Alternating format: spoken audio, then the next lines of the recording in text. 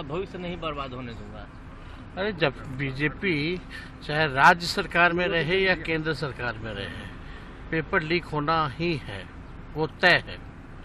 और जिन लोगों ने भविष्य के साथ खिलवाड़ किया है, लगभग 50 लाख जो बच्चे हैं, उन लोगों के भविष्य के साथ इन लोगों ने खिलवाड़ किया है।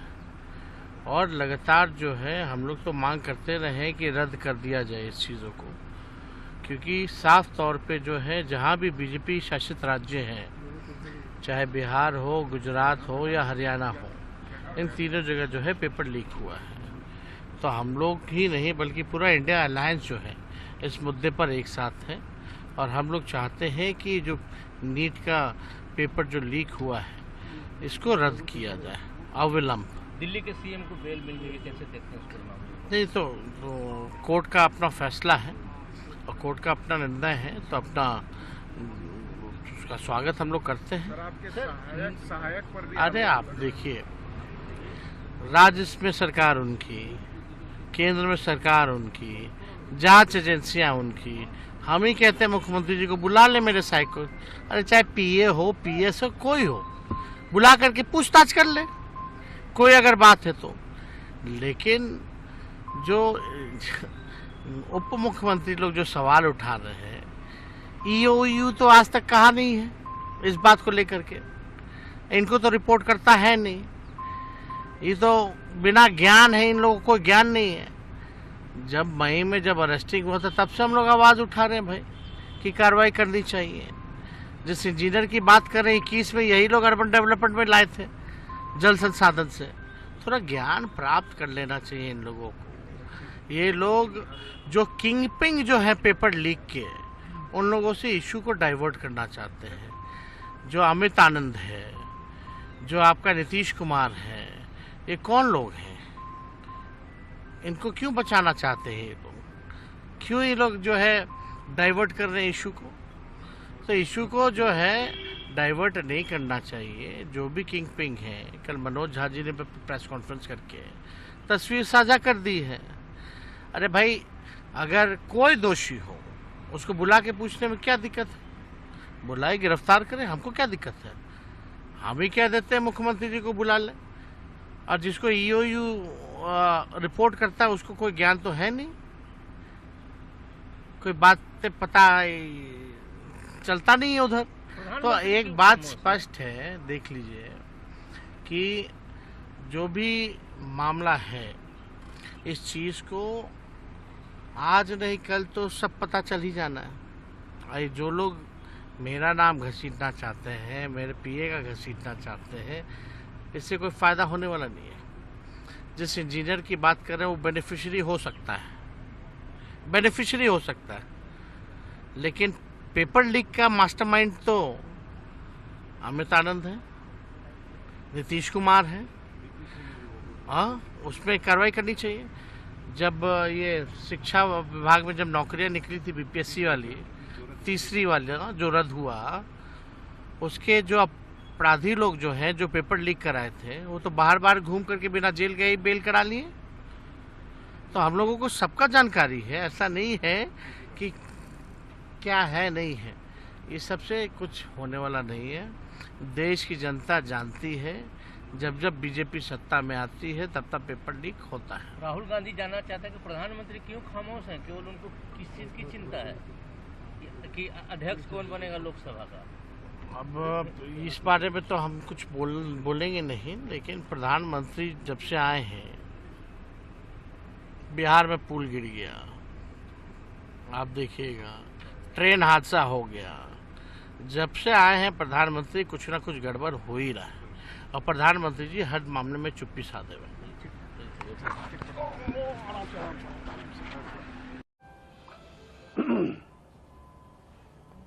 कि 1 मई को तेजस्वी यादव के आप सचिव प्रीतम कुमार के मोबाइल नंबर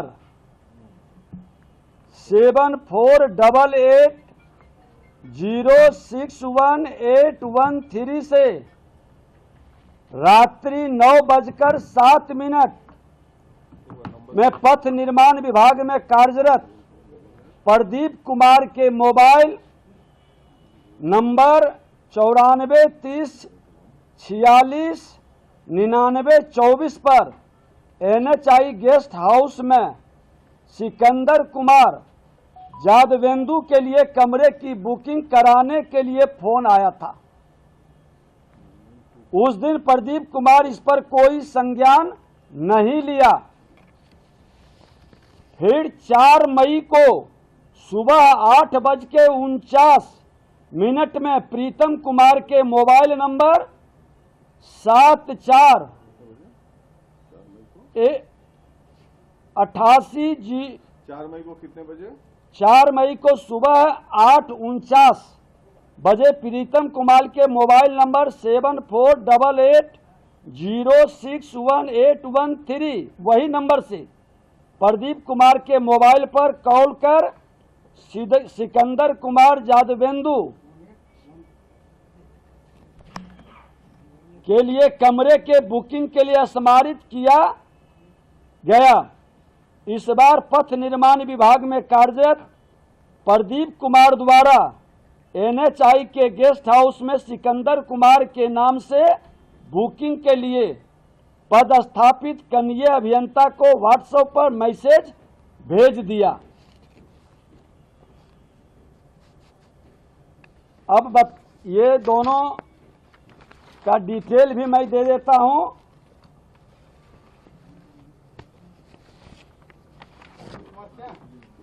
ये यहां पर एग्जीक्यूटिव ऑफिसर्स हैं, ऑफिस एग्जीक्यूटिव हैं पूरे के ये भी।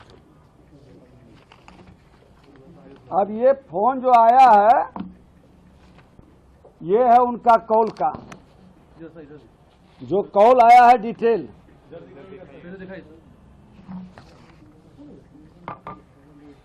ये कॉल का डिटेल है और दूसरे दिन का भी डिटेल।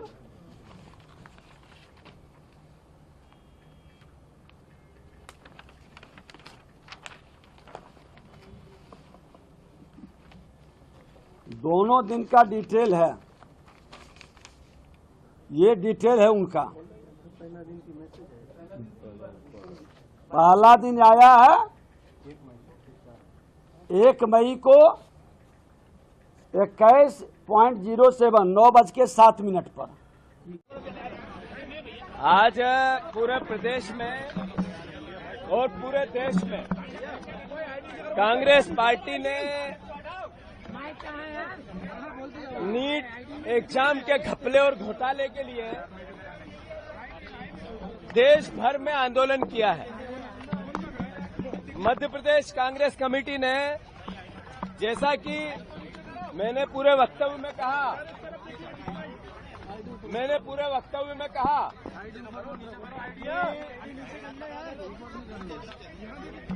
जो मध्य प्रदेश के एक प्रोफेसर थे ना, रानी दुर्गावती विश्वविद्यालय के, वो जब यहाँ पर PSC के चेयरमैन बने तब कई प्रकार के घपले और घोटाले हुए, जिसमें परिवहन के घोटाले, पुलिस के घोटाले, स्कूल के घोटाले, वन विभाग के भर्तियों के घोटाले, RTO के घोटाले, ऐसे कई अपराध उनके कार्यकाल में हुआ। फिर वो गए छत्तीसगढ़, वहां भी घपले घोटाले हुए। फिर वो UPSC के चेयरमैन बने प्रदीप जोशी जी। हमने मांग की कि उस कार्य क्षेत्र के अंतर्गत जो IAS और IPS बनाए गए या UPSC से चयनित हुआ, उसकी भी जांच होनी चाहिए। अभी नीट और नीट के एग्जाम्स के घपले और घोटाले भी इन्हीं के कार्यकाल में है। अगर मोदी सरकार सही में न्याय चाहती है तो प्रदीप जोशी जी को जांचनी, इस्तीफा दो, और जांच के बजाय उनसे इस्तीफा लो, वो खुद ही जांच करेंगे। प्रदीप जोशी जी को जांच दे दी, उनसे इस्तीफा लेना चाहिए। 1 दूसरा, नर्सिंग घपले और घोटाले का मास्टरमाइंड कौन है और कौन है महेंद्र गुप्ता, जो सीबीआई के अफसर गिरफ्तार हुए हैं, राहुल राज और एक और कोई भास्कर या कुछ नाम है उसका, उनके और इनके कॉल डिटेल चेक होने चाहिए। जो जितेंद्र शुक्ला है, जो उस समय के रजिस्ट्रार हैं, उनके और महेंद्र गुप्ता के कॉल डिटेल चेक होने चाहिए और सीबीआई के करप्ट अधिकारियों की और इस सरकार के मंत्री और उसके अधिकारियों की क्या साठगांठ हुई, इस पहलू पे भी जांच होनी चाहिए। मैं इसकी मांग भी करता हूं और कानूनन भी हम इसकी लड़ाई लड़ेंगे। धन्यवाद। सबसे पहले इंटरनेशनल योगा डे की मैं सभी लोगों को बहुत बहुत शुभकामनाएं देता हूं। जिस तरह से पूरे वर्ल्ड में और देश भर में माननीय मोदी जी के मैसेज से इंटरनेशनल योगा डे मनाया जा रहा है, गोवा में भी उसी तरह से बड़े उत्साह के साथ international yoga day, yoga for self and society मनाया जा रहा है। आज सुबह सुबह 6:30 इस कार्यक्रम का आयोजन गोवा के हर एक ब्लॉक लेवल पर, हर एक स्कूल में, हर एक कॉलेज में किया जा चुका है और इसी के साथ में ईयर ऑफ मिलेट, इसका भी उत्सव मनाया जा रहा है। मैं आज ने डायरेक्टर ऑफ एग्रीकल्चर की तरफ से जो मिलेट यहाँ पे मिलता है, उसी की तरफ से जो एग्जीबिशन लगाया और मिलेट्स के डिफरेंट प्रोडक्ट्स, उसका प्रमोशन के लिए भी डायरेक्टर ऑफ एग्रीकल्चर ने प्रोग्राम आयोजन किया है। मैं director of sports, director of Ayush और डायरेक्टर ऑफ एजुकेशन, इन तीनों की तरफ से इस कार्यक्रम का स्टेट लेवल का आयोजन यहाँ पे किया था। बाकी सभी लेवल पे हमारे सभी एमएलए, सरपंच, पंच, सभी लोग बड़े उत्साह के साथ पार्टिसिपेट हुए हैं। फिर एक बार मैं इंटरनेशनल योगा डे और ईयर ऑफ मिलेट्स, इनकी बहुत बहुत शुभकामनाएं पूरे देशवासियों को देता हूँ और गोवा में बड़े उत्साह और धूमधाम से इंटरनेशनल कर रहे हैं यहाँ पे, क्या कहना चाहेंगे? तो मतलब आज का दिन इंटरनेशनल योगा डे है और योगा करने से मतलब अपना शरीर मजबूत होता है, सुदृढ़ होता है और हम अगर करते रहेंगे योगा, अगर हम हमेशा करते रहेंगे योगा तो हमारा शरीर बहुत ही अच्छा होगा। शरीर को अच्छा बनाने के लिए, मन को शांति के लिए मेडिटेशन की, विपश्यना की बहुत बड़ी आवश्यकता होती है, योगा की बहुत बड़ी आवश्यकता होती है। माननीय प्रधानमंत्री नरेंद्र मोदी जी ने मतलब प्रधानमंत्री बनने के बाद 2014 में योगा डे मनाने का तय किया और पूरे भारत देश में आज का जो दिन है ये योगा डे के माध्यम से मतलब मनाया जाता है। गांव-गांव में, शहर में, बस्ती में लोग इसी तरह का योगा करते हैं।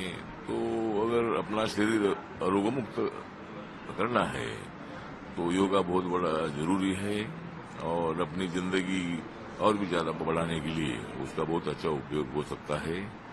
इसीलिए मैं सभी देशवासियों को नम्र निवेदन करना चाहता हूँ कि रोज आप 1 घंटा 2 घंटा योगा करने की आवश्यकता है ताकि अपना आयु बढ़ सके और अपने शरीर में जो रोग होते हैं उस रोग मुक्त शरीर बनाने के लिए योगा की बहुत बड़ी आवश्यकता होती है। देखिए, हमारे देश के आदर्शवादी नेता, दुनिया के सबसे लोकप्रिय नेता प्रधानमंत्री नरेंद्र मोदी जी के नेतृत्व में आज दुनिया के मानव समाज ने योग को अपनाया है और योग अभ्यास को अपने जीवन पद्धति का एक हिस्सा बनाया है। तो ये बहुत बड़े उपलब्धि है देशवासियों के लिए, क्योंकि ये प्राचीन हिंदुस्तान की ही परंपरा है। तो मुझे लगता है कि योग फॉर निरोग, इन बातों को हर व्यक्ति अगर महसूस करे और योग को अपने जीवन का साथ अपनाए तो मुझे लगता है कि सिर्फ वो व्यक्ति तंदुरुस्त ही नहीं रहेगा, उस समाज को एक संस्कार देने में भी बहुत बड़ा वो योगदान, बहुत बड़ा एक भूमिका ले सकते हैं। तो मुझे लगता है कि आज माननीय प्रधानमंत्री जी ने जो देशवासियों को, दुनिया की मानव समाज को अलग अलग रोगों से अपने आप को बचाने के लिए जो राहत दी है योग अभ्यास के जरिए, जो उपाय दी है, मुझे लगता है कि ये बहुत बड़ा एक दुनिया के मानव समाज के लिए बहुत बड़ा एक मुझे लगता है योगदान है और हमें इस चीज पर विशेष रूप से ध्यान देना चाहिए और जो नई पीढ़ी है, पीढ़ियों का बीच में भी, विद्यार्थियों के बीच में योग अभ्यास को हम विशेष रूप से आगे बढ़ाने का हम काम करें। अंत्योदय परिवारों की चाहे बात करें या फिर बात जो है ई पोर्टल के जरिए जिनको सहायता दी गई है, किस तरह से इसको आगे बढ़ाया जाएगा? आज कितने लोगों को जो है लाभान्वित किया गया? देखिए, ई क्षतिपूर्ति पोर्टल के माध्यम से जो हमारे हरियाणा प्रदेश के किसानों का फसल का खराबा हुआ था, आज एक बड़ी अमाउंट उनके खाते के अंदर उस मुआवजे की पहुंचाई है। और दूसरी जो दयालु योजना है, किसी परिवार के ऊपर जो अगर दुखों का पहाड़ टूटा है, परिवार में कोई घटनाक्रम हो गया है, ऐसे परिवारों को संबल देने के लिए उनके खाते में भी आज लगभग हजारों की संख्या में वो हरियाणा प्रदेश के इस योजना के तहत जिन्होंने अप्लाई किया था, उनके खाते में करोड़ों रुपया पहुंचाने का काम आज यहां से एक बटन दबा करके किया है। क्योंकि ये योजनाएं गरीब व्यक्ति को सशक्त और मजबूत करने के लिए, जो हमारे किसान हैं, उन किसानों को अगर प्राकृतिक आपदा के कारण दिक्कत आ जाती है तो सरकार एक संबल बनकर के उनके साथ खड़ी हुई दिखाई देती है और मजबूती से किसान को सशक्त और मजबूत करने का काम इस मुआवजे के माध्यम से किसानों को किया जाता है, ताकि उनको किसी प्रकार का दिक्कत या परेशानी ना हो। कांग्रेस कहती है सरकार अल्पमत में है। कल गवर्नर हाउस भी गए थे जो है कांग्रेस के जो विधायक थे, सर क्या कहेंगे? अब कोर्ट जाने की बात कही गई है। कांग्रेस अल्पमत में है। कांग्रेस वो जो गए थे, कम से कम उन्होंने विधायकों की परेड करवानी चाहिए थी। उसमें तो कोई दौरा ही नहीं। जिसके पास अगर बहुमत है तो ये इस प्रकार की भ्रामक प्रचार करते रहते हैं। एक भी सेशन ऐसा नहीं गया जिस सेशन के अंदर कांग्रेस ने ये एप्लीकेशन नहीं लगाई हो कि सरकार अल्पमत में है। लगातार ये लोग अल्पमत का राग अलापते रहते हैं और झूठ का सहारा लेकर के लोगों के अंदर भ्रामक स्थिति पैदा करते हैं। मैं कांग्रेस के लोगों को ये कहना चाहूंगा, हमारी सरकार पूर्ण बहुमत में है, इसी प्रकार का कोई खतरा नहीं है। कांग्रेस के लोग बैठे थे 12 तारीख को, जब हमने फ्लोर ऑफ द हाउस हमने जो विश्वास मत हासिल किया, उसमें भूपेंद्र सिंह हुड्डा भी बैठा था, कांग्रेस के और नेता भी बैठे थे। उनके समक्ष फ्लोर ऑफ द हाउस हमारी सरकार ने बहुमत हासिल किया था। परंतु आज भी कोई दिक्कत नहीं है। अगर अल्पमत में कोई है तो कांग्रेस पार्टी है, उसको इस बात को समझना चाहिए। हमारी सरकार मजबूती से हरियाणा प्रदेश के विकास को, गरीब के हित को, किसान की मजबूती के लिए निरंतर काम कर रही है। प्रदेश को विकास की और ऊंचाइयों को पहुंचाने के लिए नरेंद्र मोदी के पार्टी को मिलेगी बहुत मजबूती, क्योंकि ये परिवार ऐसा परिवार है जिसने कांग्रेस को तो मजबूत किया है, परंतु जिसने हरियाणा प्रदेश को भी मजबूत करने का काम किया है। आज वो पूरा परिवार भारतीय जनता पार्टी के साथ आया है। भारतीय जनता पार्टी में हमने किरण चौधरी जी का, श्रुति चौधरी जी का धन्यवाद, स्वागत किया है और उनसे बड़ी मजबूती पार्टी को मिलेगी। और आने वाले समय के अंदर मैं कांग्रेस के लोगों को कहना चाहता हूं कि भारतीय जनता पार्टी नरेंद्र मोदी जी के नेतृत्व में तीसरी बार फिर बड़े मैंडेट से सरकार में पूरी नजर बना के रखे हम लोग, सिक्योरिटी फोर्सेज और सभी जितने भी हमारी एजेंसीज हैं यहाँ पे, अलॉन्ग विद जेके पुलिस, और हम लोग सभी इस पे काम कर रहे हैं। और जैसा कि आपको पता है कि लगातार कोऑर्डिनेट सर्च ऑपरेशन जो हमारे एरिया में, डोडा में चल रहे हैं।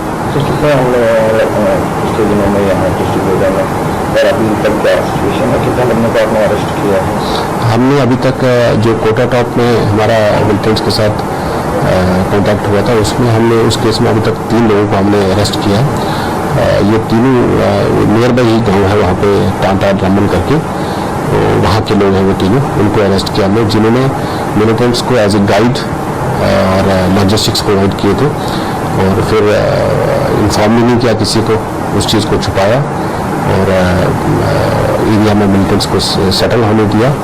इसी के बेस पे हम लोगों ने 3 लोगों को अरेस्ट किया है। इसमें आगे भी मुतवक्का है कि और भी अरेस्ट इसमें होनी है। तो उनकी आइडेंटिफिकेशन हो गई है?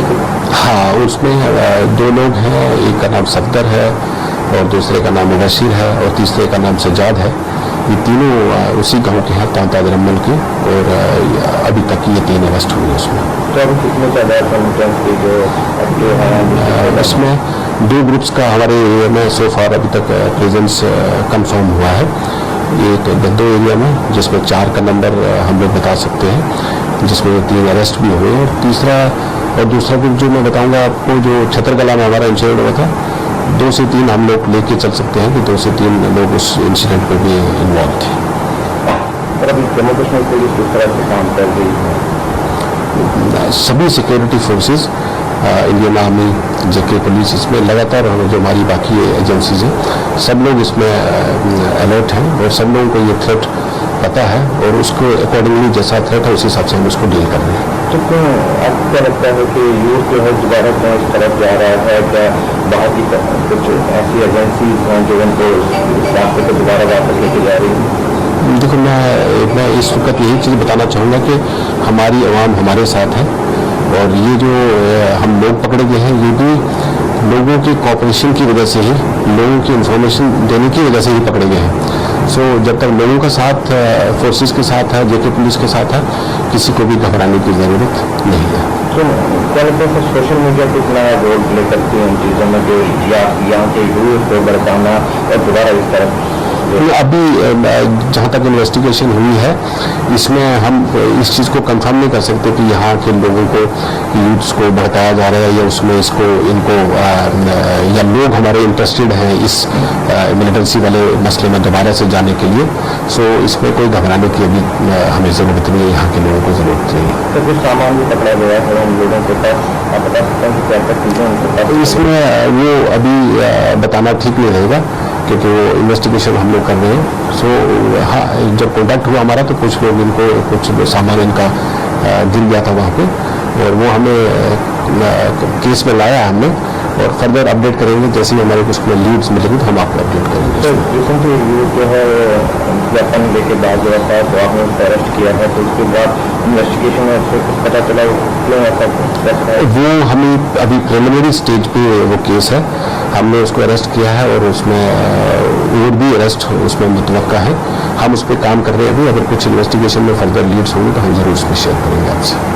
अभी 2 दिन पहले, आप 5 दिन पहले देखे होंगे, मीडिया कह रहा है कि नीतीश के हाथ में ही पूरा भारत सरकार का कमान है। नीतीश जी अगर न चाहे तो देश में सरकार नहीं बनेगी। कितना ताकत है नीतीश कुमार के हाथ में। नीतीश कुमार ने उस ताकत के एवज में क्या मांगा? आपके बच्चों के लिए रोजगार नहीं मांगा, यहाँ चीनी की फैक्ट्री चालू हो जाए ये नहीं मांगा, बिहार को विशेष राज्य का दर्जा मिल जाए नहीं मांगा। क्या मांगा? कि 25 के बाद भी नीतीश ही मुख्यमंत्री रहेंगे, भाजपा वाला कह दे। सब पूरा राज्य के आदमी का इज्जत बेच दिया।